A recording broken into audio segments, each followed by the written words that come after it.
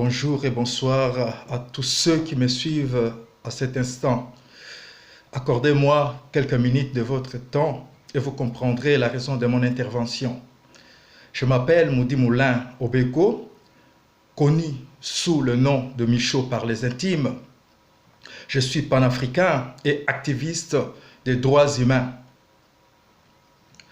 Je suis écrivain et auteur de l'ouvrage « Les trois piliers d'une civilisation » paru aux éditions Ménébuc en France et distribué dans près de 25 pays dans le monde. Cet ouvrage est utilisé par l'Université de Stanford aux États-Unis dans le cadre de recherche et des travaux anthropologiques. Mes travaux tournent autour de l'être humain qui, pour moi, est le générateur de ses réussites et de ses échecs. Mon nouvel ouvrage, Libération de conscience pour une renaissance africaine, sort ce mois de décembre aux éditions Edilivre en France. C'est à propos de ce nouvel ouvrage que je vais m'entretenir avec vous à travers cette vidéo. L'heure est grave. L'humanité meurt, mais chacun vague à ses occupations comme si rien ne se passait. En Occident, on parle de l'inflation, de l'augmentation des prix, la baisse de pouvoir d'achat, la pauvreté atteint son paroxysme, le chômage touche les plafonds, les retraités craignent pour leur pension. On entend parler de la violence, on vit la violence. La crise est partout, en Belgique, en France, en Angleterre et j'en passe. En Afrique, mon continent d'origine, on parle de guerre partout et de millions de morts qui s'en suivent. Les jeunes quittent le continent par milliers. Les uns bravent les dangers des déserts. Les autres traversent l'océan au bord de bateaux de fortune. Tous veulent atteindre l'Occident, le continent de rêve. Combien sont-ils morts sur le chemin? Combien sont-ils noyés dans des eaux profondes? Combien sont-ils disparus? D'autres sont vendus comme esclaves dans des pays arabes, notamment en Libye. Plusieurs parmi vous seront étonnés parce qu'ils ignorent cette histoire d'esclavage des Africains noirs dans des pays arabes. L'esclavage du temps moderne. Les filles sont vendues et servies comme des objets sexuels. Où sont les médias? Où sont les politiques? Le média traditionnel ne renvoie pas exactement le reflet de ces fléaux. On sait d'ailleurs pourquoi, mais ce n'est pas le sujet d'aujourd'hui. Qu'est-ce qu'il nous reste à nous, simples citoyens, pour combattre l'ignorance? Il nous reste l'écriture et les réseaux sociaux. Nous pouvons tous vulgariser la réalité. C'est vrai que quand les choses marchent mal, l'être humain a tendance à rejeter les responsabilités sur les autres. Et vous, quelle est votre part de responsabilité? Ne dites plus que vous n'étiez pas au courant. Nous ne sommes pas sans savoir que l'homme est un agrégat d'éléments.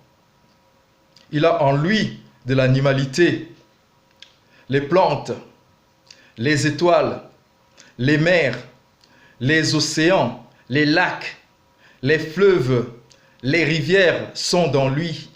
Il est végétal, il est animal, il est minéral, il contient du gaz, de la force électromagnétique, des forces nucléaires, la force de gravité. Il est l'être complet par excellence. L'univers tout entier est dans lui. L'être humain est lié intimement avec le cosmos, son origine primordiale. Ils s'influencent mutuellement. Il existe une interaction entre les deux. Il existe alors une interactivité entre tous les êtres vivants.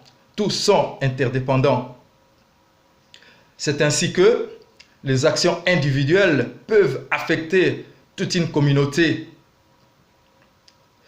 Le bien que fait ton voisin agit sur toi et l'entourage.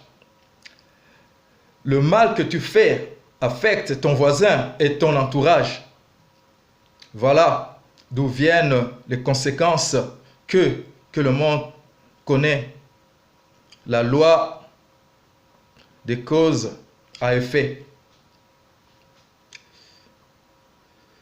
Le problème de l'immigration, parlons-en. Pourquoi les Africains quittent-ils ainsi une terre aussi riche en prenant autant de risques? J'ai quelquefois entendu dire en France et en Belgique que nous ne pouvons pas recevoir toute la misère du monde. Je vais vous dire une chose. Il y eut la traite de Noirs vers le monde arabe. Une des plus grandes tragédies que l'humanité ait connue, la traite de Noirs comme esclaves. Depuis toute l'Afrique, des milliers de personnes ont été déportées vers le monde arabo-musulman.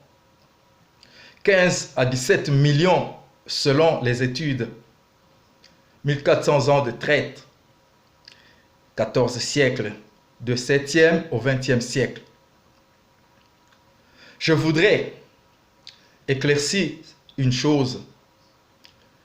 L'esclavage a été pratiqué depuis la nuit des temps par tout le peuple, notamment par les Égyptiens antiques qui étaient noirs. Donc, les Africains noirs ont eux aussi pratiqué l'esclavage.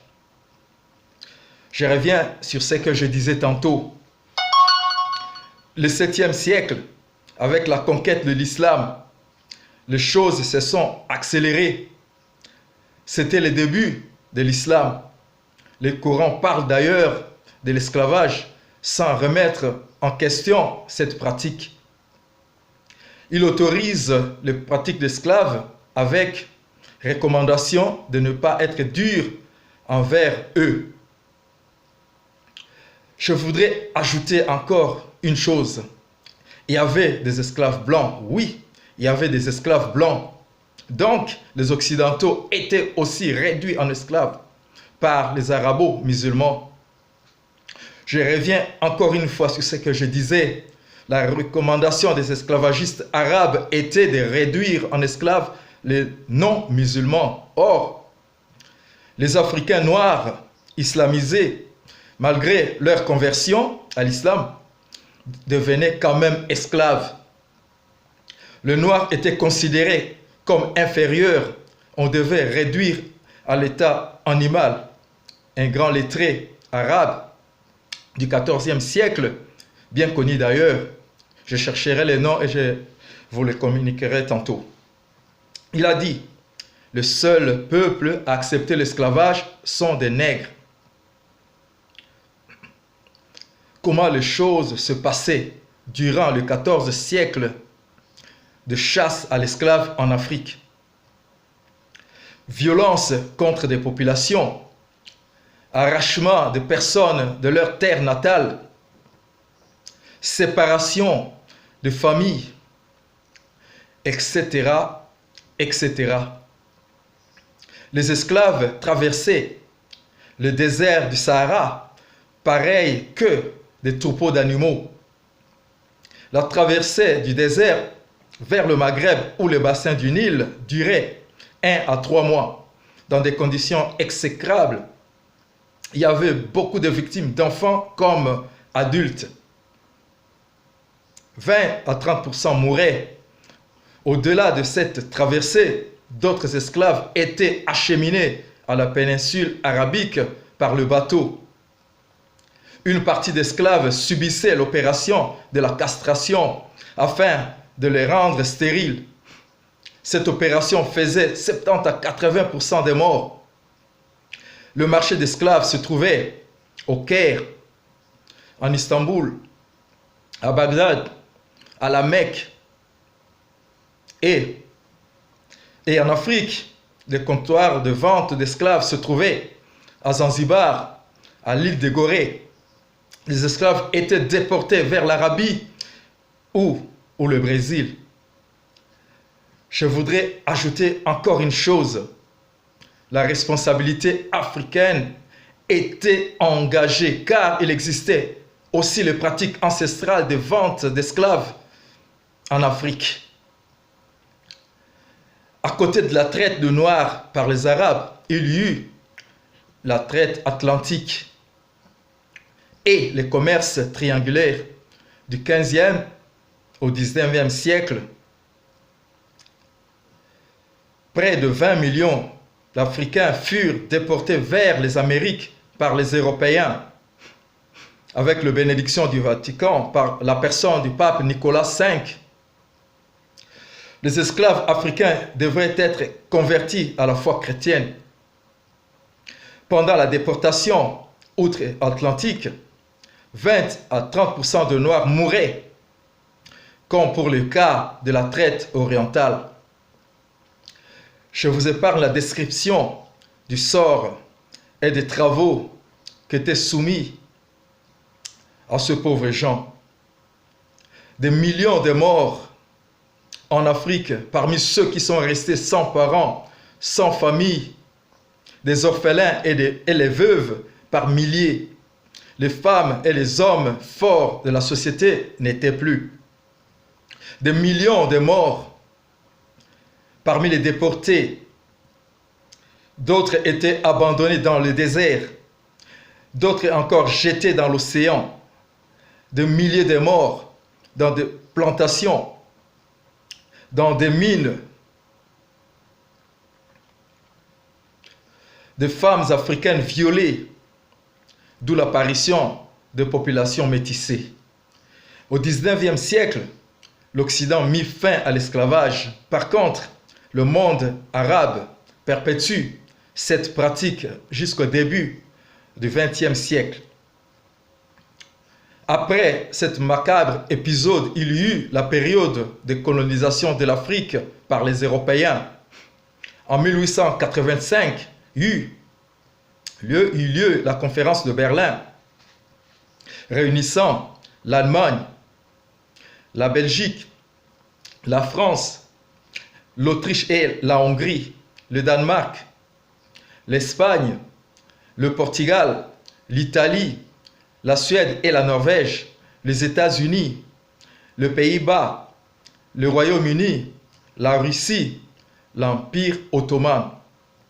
Tous décidèrent de partager l'Afrique, de diviser l'Afrique sans demander l'avis des chefs africains. Ce fut le début de la colonisation. L'Afrique fut divisée et partagée entre la France, la Belgique, le Portugal, l'Espagne, le Royaume-Uni, l'Italie et les Pays-Bas. Dans la foulée, il y eut apartheid en Afrique du Sud. En ce jour, les pays africains sont encore colonisés car ils restent inféodés aux puissances occidentales. Les soi-disant indépendances acquises vers la fin des années 1959 et les débuts de 1960 ne sont que de l'air. Tout Africain le sait.